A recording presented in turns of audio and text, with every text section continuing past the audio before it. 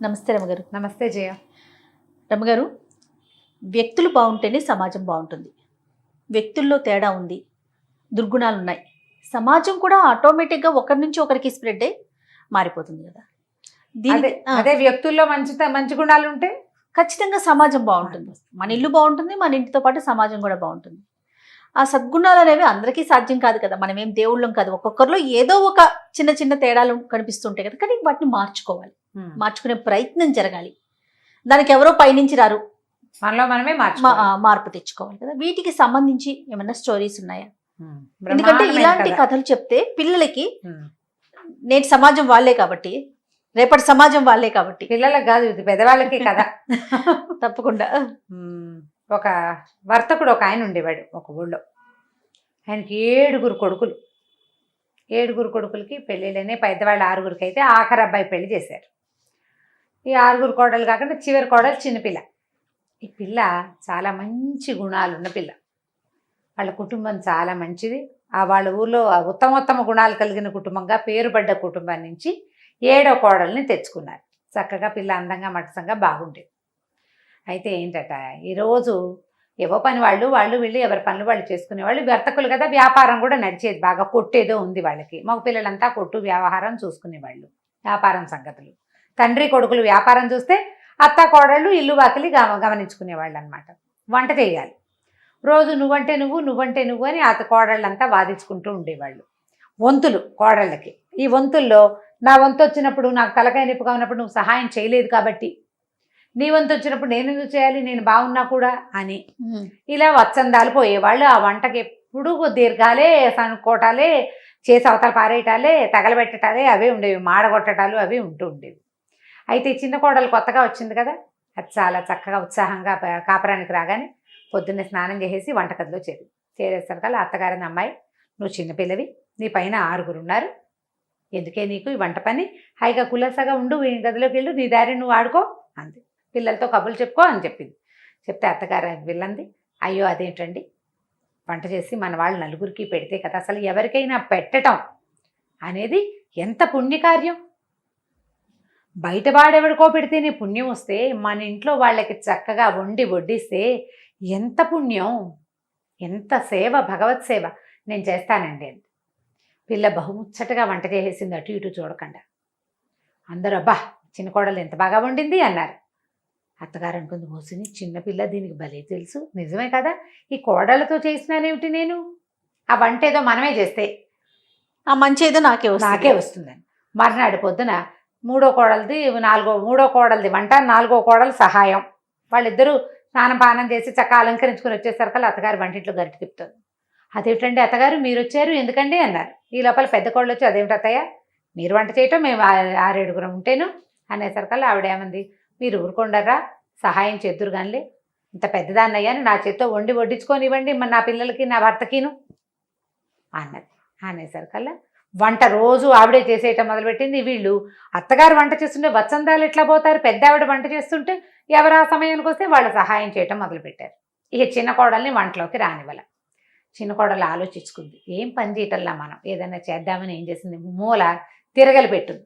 అదేం చేసింది, వంటింట్లోకి వచ్చి ఒక 4 సోలలు గోధుమలు తీసుకుని ఆ తిరగలు పట్టుకెళ్ళి గదిలో వేసుకుని దాంట్లో పోసి చక్కగా విసరటం మొదలుపెట్టింది. పిండి విసిరేసింది, ఇంత పిండి విసిరేసరికల్లా అత్తగారు చూసింది.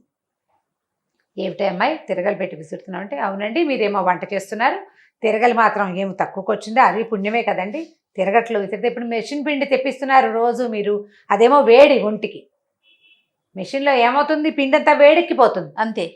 ఇప్పుడు ఈ తిరగట్లో పిండి చలవ చేస్తుంది, ఎంత బాగుంటుందో. చక్కగా తిరగలు పెట్టి విసిరితే మనకు కూడా భగవత్ సాన్నిధ్యంలో ఉన్నట్టుంటుంది. సంసారము జీవితము ఆ రెండింటి మధ్యలో నలిగే జీవుడు పిండి ద్వారా వస్తే పిండి బయటకు వచ్చేసి జీవుడికి విముక్తి వచ్చినట్టు. ఎంత అద్భుతమైన క్రియ, చాలా పుణ్యం అండి, నన్ను చేయనివ్వండి అత్తగారు ప్లీజ్ అని అనేసరికి అత్తగారు, అవురా దీనికి ఎంత బాగా తెలుసు, తిరగలే కదా అనుకుని ఆవిడేం చేసింది, ఆ రాత్రి ఏమో చిన్న కోడలు ఆ విసిరిన పిండితోటి రొట్టెలు చేస్తే, రొట్టె ఎంత బాగుందమ్మా, ఇంత మృదువుగా ఉన్నాయి ఏమిటి రొట్టెలు అని అందరూ ఆశ్చర్యపోయారు. వాళ్ళు ఎక్కువ రొట్టెలు తినేవాళ్ళు. ఆ చేసిన పిండి అంతా రొట్టెలు చేస్తూ తినేశారు. ఇంకో రొట్టె అని అందరూ తలా 4 రొట్టెలు ఎక్స్ట్రా తిన్నారు. గట్టిగా లేవు, చాలా మృదువుగా ఉన్నాయి. మనకి తెలుసు చేత్తో విసిరిన పిండి రుచి వేరు. అవును. దాంతో సరే అత్తగారు ఏం చేసింది, ఆవిడ కూడా ఎక్కడి నుంచో తిరగలు తెప్పించుకుని చాట్లో పడేసుకుని విసట్ట మొదలెట్టింది. కోడళ్ళు వచ్చి చూశారు, ఏమిటి అత్తగారు మీరు ఈ పని చేస్తున్నారంటే, అమ్మాయి నన్ను చేసుకోనివ్వండి, ఇది పుణ్యకార్యం, పైగా తిరగట్లో విసిరిన పిండి ఒంటికి మంచిది, రాత్రి చూసాం కాదు అందుకని నేను చేస్తానండి. ఈ అత్తగారు విసురుతుంటే మనం మానటం ఏంటని అందరికీ పుట్టిళ్ళ నుంచి తిరగళ్ళు వస్తాయి. సారి ఇచ్చినప్పుడు తిరగలి, రోలు, రోకలి, కొంచెం అవన్నీ ఇస్తారుగా. తమ గదుల్లో మూల బారేసున్న తిరగళ్ళు దుమ్ములు దులిపారు కోడళ్ళంతా.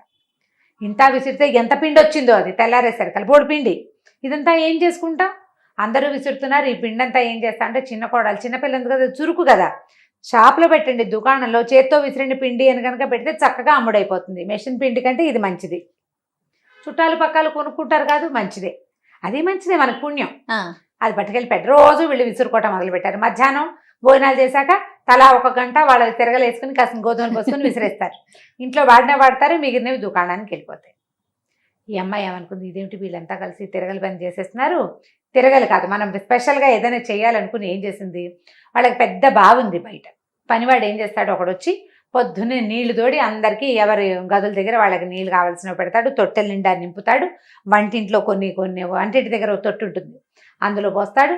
మంచినీళ్ళ బిందెలు ఏర్పడతాడు, పూజాల్లో పోసి అబ్బాయి గారుల గదుల్లో పెడతాడు, అన్నీ చేస్తాడు.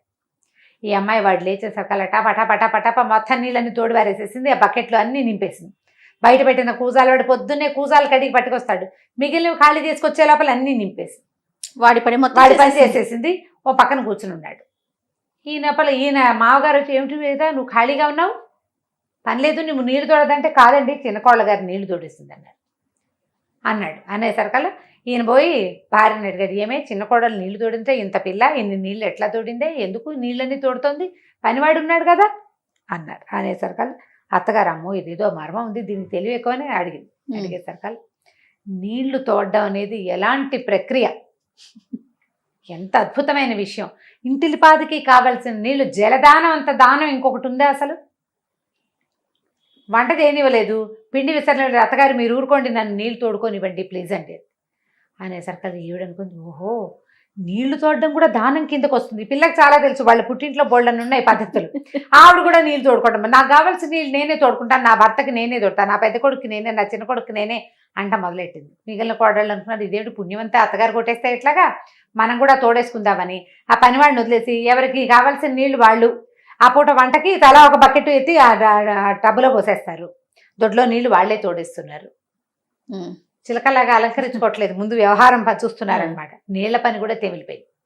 అక్కడి నుంచి ఈ పిల్ల ఏమనుకుంది, ఓహో ఇది కూడా కాదని చెప్పి ఇల్లు ఊడటం మొదలుపెట్టి, ఇల్లు ఊడుస్తుంటే ఈ లోపల పనివాడిని తీసేస్తామన్నారు. తీసేస్తామంటే ఈ అమ్మాయి ఏమంది, అయ్యో పాపం వాడి అన్నం పోగొట్టడం ఎందుకంటే వేరే పనిలో పెట్టుకోండి అతన్ని, అంతేగాని ఉద్యోగం మానిపిస్తే ఎట్లా, మేము నీళ్ళు తోడుకుంటున్నామని మానిపిస్తారా, ఇంకో పని చేయించండి వాడితోటని ఆ పనివాడిని పక్కకు పెట్టించింది. పనివాడు వచ్చి నీళ్లు తోడు, ఎవరి నీళ్ళు వాళ్ళే టపటపా తోడేసుకుంటారు, తలా ఒక 4 బకెట్లు, ఎంతలోకి తోడాలి. అక్కడి నుంచి ఇల్లు ఊడవటం మొదలుపెట్టింది. అత్తగారు అది కూడా గమనించింది. ఏమిటి అమ్మాయి అంటే, కాదు అత్తగారు, ఇల్లు శుభ్రంగా ఉంచడం అనేది మహత్తర కార్యం, అందరినీ జబ్బుల నుంచి రక్షిస్తాం మనం, అదెంత పుణ్యం. ఒక డాక్టర్కి ఎంత పుణ్యం వస్తుందో ఇల్లు ఊడ్చేవాడికి అంత పుణ్యం వస్తుందండి. సరే ఆవిడేమనుకుంది, నేను ఊడుస్తానని ఆవిడ చీపురు లాక్కుంది. మిగిలిన వాళ్ళంతా మీరు ఊడవటం ఏమిటండి, అలా వద్దు, ఎవరి గది వాళ్ళు ఊడ్చుకుందాం, ఎవరి పుణ్యం వాళ్ళు సంపాదించుకోవచ్చు, హాయిగా గొడవ లేదు, 5 నిమిషాల్లో గది ఊడవడం అయిపోతుంది. హాల్లో తలా పక్కకి తోసిస్తే గుమ్మం బయటికి వెళ్ళిపోతుంది, పనివాడు వాకిలు ఊడుస్తాడు, సరిపోతుంది. ఇల్లు ఊడ్చేసుకుంటున్నారు. ఈ ఇల్లు ఊడ్చే పని కూడా అమ్మాయి చేతిలో, అది ఇల్లు మొత్తం ఊడ్చి పుణ్యం సంపాదించుకుందాం అనుకుంది పిల్ల. ఒక్క గదే ఊడొస్తే ఎంతలోకి అవుతుంది, పని లేదు మనకి, గిన్నెలు తోవడానికి కూర్చుంది. అత్తగారు గిన్నెల సమార్జనానికి కూడా వచ్చేసింది. ఆవిడ ఇది మంచి పుణ్యం, ఇప్పుడు బతికుండగా ఆవిడ ఏమంట మొదలెట్టింది, ఒరే ఇన్నాళ్ళు బతికాను పెద్ద, నీకు ఉన్నంతకాలం ఉంటానా నేను, నన్ను సంపాదించుకోనివ్వండి రా పుణ్యము, మీరు తర్వాత చేసుకుందరు కానీ అని కోడళ్లతో చెప్పి మొత్తం గిన్నెలు తోవడానికి కూర్చుంది ఆవిడ. అయ్యో బాబు ఇది ఎట్లాగా మీకు సహాయం చేస్తాం, కనీసం ఎవరి కంచాలు, ఎవరి మొగుడు కంచాలు, ఎవరి పిల్లల కంచాలు తోమేసుకుందాం, గిన్నెలు సామూహికంగా తోమేసేద్దాం, పుణ్యం. గిన్నెలు తోమేశారు. అక్కడి నుంచి ఈవిడేం చేయడం మొదలుపెట్టింది, ఈ అమ్మాయి ఎవరైనా వాకిట్లోకి రాగానే ఒక గుప్పెడు బియ్యం తీసుకెళ్ళి వేయటం మొదలెట్టి. ఈవిడ అడిగింది, ఏమిటి అమ్మాయి అలా చేస్తున్నావు ఏమిటి అంటే, అది కాదండి ఇన్ని పనులు చేద్దామనుకున్నా మీరు ఏ ఒకటి చేయనివ్వట్లేదు, దానమైనా చేసుకొనివ్వాలి కదా, నన్ను దానం చేసుకొనివ్వండి. దానం చేస్తే అద్భుతమైన పుణ్యం.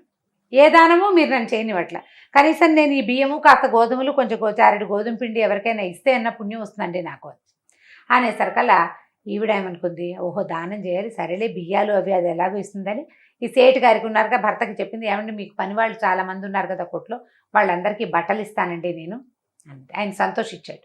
పని వాళ్ళకి బట్టలు ఇవ్వడం తన ఖర్చు, తన భార్య ఇస్తానంటే ఓకే, ఆవిడ దగ్గర బోళ్ళు బట్టలు ఉంటాయి ఇచ్చుకుంటుంది. సరే అందరికీ బట్టలు ఇచ్చారు. మెల్లిగా కోడళ్ళు కూడా మొదలుపెట్టారు. బోళ్ళంతా తమకు పనికిరానివి ఎక్కువగా ఉన్నవి వస్తువులు చేరనివ్వకుండా ఇంట్లోకి ఏదైనా కొత్తది తెచ్చుకోవాలంటే పాతది తీసుకోమని ఎవరికైనా ఇవ్వటం మొదలుపెట్టారు. వీళ్ళింట్లో నిరంతరము చకచకలాడుతూ ఎవరి పనులు వాళ్ళు చేసేసుకోవటం, పెద్దగా మాట్లాడుకోవటానికి మాట్లాడుకుంటారు, పోట్లాడుకునేందుకు అవకాశం లేదు, టైం లేదు. గోధుమ పిండి విసిరేస్తారు, కొట్లోకి వెళ్ళిపోతుంది. అమ్మిన డబ్బంతా మామగారు కోడళ్ళకి ఇవ్వటం మొదలుపెట్టారు. వీళ్ళ చేతుల్లోకి డబ్బులు వస్తున్నాయి, వీళ్ళు గుడికి గోపురానికి వాకిట్లోకి వచ్చిన ముష్టివాడికి దానం చేస్తారు. సంపద ఇతోధికంగా రావడం మొదలుపెట్టింది. సంపద రాదు మరి, ఇస్తుంటే వస్తూ ఉంటుంది కదా. చుట్టుపక్కల వాళ్ళ సమాజంలో ఈ శెట్టిగారి సమాజం జనం అంతా చూడడం మొదలుపెట్టారు, ఏమిటి వీళ్ళ ఇంట్లో ఏదో చేస్తున్నారు అని. మెల్లిగా పెద్ద కోడలు ఫ్రెండ్స్, చిన్న కోడలు ఫ్రెండ్స్, మూడో కోడలు ఫ్రెండ్స్, ఏమిటే మీ ఇంట్లో మీరు ఈ మధ్య చాలా బాగున్నారు, నగలు చేయించాడు ఆయన కోడళ్ళకి, డబ్బులు ఎక్స్ట్రా వచ్చేసరికి నగలు నాణ్యాలు. ఈ చిన్న కోడలు ఏం చేసింది, తన నగలు పట్టుకెళ్ళి పెద్ద కోడలికి ఇచ్చింది. అక్కయ్య మీకు ఆడపిల్లలు ఉన్నారు, రేపొద్దున పెళ్ళిళ్ళు వస్తే మాకు ఇంకా పిల్లలు లేరు, మా పుట్టింటి వాళ్ళు బోళ్ళు నగలు ఇచ్చారండి, నాకెందుకు ఈ నగలన్నీ, పిల్లలకి పెట్టుకోండి చక్కగా నగలు పట్టుకెళ్ళి ఇచ్చేసింది. అది మరీ దానం అని చెప్తోంది. దాంతో ఇక వాళ్ళకి వీళ్ళకి ఇచ్చేసేటాలు మొదలుపెట్టారు. చుట్టుపక్కల సమాజంలో వాళ్ళందరూ కూడా మెల్లిగా ఈ పనులు పాటలు పద్ధతులు, పని వాళ్ళు ఉంటారు, వాళ్ళ పనులు వాళ్ళేవో వాళ్ళు చేసుకుంటారు. నేను నీళ్లు తోడుకోవాలి, నేను ఇల్లు ఉడుచుకోవాలి, నేను గిన్నెలు తోముకోవాలి, నేను నా వంట నేను చేసుకోవాలి, ఎవరి పని వాళ్ళు చేసుకుంటారు. వీళ్ళు చేయలేని పనులు చేయడానికి పని వాళ్ళు ఎలాగో ఉన్నారు. కిలకిల్లాడుతూ ఉన్నారు కోడళ్ళు, చక్కగా అందరికీ పిల్లలు పుట్టారు, పిల్లలకి పెళ్ళిళ్ళు అయిపోతున్నాయి, వీళ్ళు ఎంత ఫ్లరిష్డ్గా ఉన్నారు. ఈ విషయాన్ని తెలుసుకున్న మొత్తం వాళ్ళ ఊళ్ళో ఉన్న వీళ్ళ సమాజం జనం అంతా నేర్చుకున్నారు దాన్ని. కోడళ్ళు పని పాటలు చేసుకోవాలి, ఎవరి పని వాళ్ళు చేసుకోవాలి. పని పాటలు అంటే పక్క వాళ్ళ పని చేయొద్దు, నువ్వు నీ పని నువ్వు చేసుకో అంతే. నీ పని నువ్వు చేసుకో, వత్సందాలు పోవద్దు, వంతులు లేవు, వంట చేసేసేయటమే అందరూ కలిసి. ఎవరు ఆ టైంకి వంటింట్లోకి వస్తే వాళ్ళు పని చేసేస్తారు, పుణ్యం. ఎవరు నీళ్ళ దగ్గరికి వెళ్తే వాళ్ళు తోడేస్తారు, ఎవరు ఖాళీగా ఉంటే వాళ్ళు ఇల్లు చేస్తారు. అట్లా అన్ని పనులు చేసుకుంటేనే పుణ్యం వస్తుందని ఈ పిల్ల వల్ల ఈ సమాజం మొత్తం మారిపోయింది. మనం ఇప్పుడు చూడు, ఒకళ్ళు వాషింగ్ మిషన్ కొనుక్కుంటే మన ఫ్రెండ్స్లో వీలుగా ఉందని అందరం కొనుక్కుంటూ ఉంటాం, ఒకళ్ళు మిక్సీ కొంటే అందరం కొనుక్కుంటాం, ఆ మిక్సీ బాగుంటుంది. ఒకళ్ళు ఇప్పుడు వాక్యూమ్ క్లీనర్ కొంటే అందరూ వాక్యూమ్ క్లీనర్లు కొనుక్కుంటూ ఉంటారు. ఒకళ్ళు ఒళ్ళొంచి పనిచేస్తే ఇంకోళ్ళు ఒళ్ళొంచి పనిచేస్తారా? కొంచెం కష్టం కదా. ఉద్యోగాలు చేస్తారు, ఉద్యోగాలు చేస్తున్నాను జయ మనం కూడా. అప్పుడు పరిస్థితి వేరు, ఇప్పుడు పరిస్థితి వేరు. ఆడపిల్లల్ని చదివించటము, ఒకళ్ళని చూసి మెల్లిగా అందరూ మొదలుపెట్టారు. అమ్మాయిల్ని ఉద్యోగాలకు పంపించటము అందరూ మెల్లిగా మొదలుపెట్టారు. కాస్త లేటుగా పెళ్ళిళ్ళు, ఇవాళ రేపు ఎవరు చేస్తున్నారు అని ముక్కు పుడక కుట్టించడం. నేను మా సచివతికి 2 ఆడపిల్లలు ఉన్నారు, చిన్నప్పటి నుంచి వాళ్ళని మేమే చదివించాం, మా దగ్గరే ఉన్నారు, పెద్దవాళ్లే పిల్లలు. నాకు ఆ ముక్కు పుడక సరదా, మాకు అమ్మాయిలు లేరు కదా, అందుకని ఏమో ఇవాళ రేపు ఎవరు కుట్టించుకుంటున్నారమ్మా వద్దు అంటుంది. ఎవరైనా కుట్టించుకోవడం ఎందుకే, మనమే స్పెషల్గా చేద్దామన్నా దాన్ని, ఎవరు చేయని పని మనం ఎందుకు చేయాలి? అది అందరూ చేస్తే అందరూ చేస్తారు. అవును, అంతే కదా. ఫ్యాషన్లు కూడా అంతే, కొంతమంది చేస్తుంటే వాళ్ళ వెనకాల పడి మిగిలిన వాళ్ళు చేస్తుంటారు. అదే ఇప్పుడు ఏంటంటే ఎవరి పని వాళ్ళు చేసుకోవటం అత్యద్భుత పుణ్యకార్యం అంతే. అందులో ఒకళ్ళని ఇబ్బంది పెట్టేది ఉండదు, ఇంకొకరి మీద ఆధారపడేది ఉండదు. కాబట్టి ఇలా సమాజాన్ని మార్చుకోవాలి. చాలా బాగుంది, సూపర్ రమ్మగారు. చిన్న కోడలి కదా, మంచి తెలివైన పిల్ల, చాలా బాగుంది రమ్మగారు. ఇంకొక స్టోరీతో మళ్ళీ కలుద్దాం. నమస్తే. నమస్తే జయ. ఇక ఈ వీడియో కనుక మీకు నచ్చినట్లయితే లైక్ చేయండి, షేర్ చేయండి. మరిన్ని వీడియోస్ కోసం మా ఛానల్ని సబ్స్క్రైబ్ చేసుకోండి.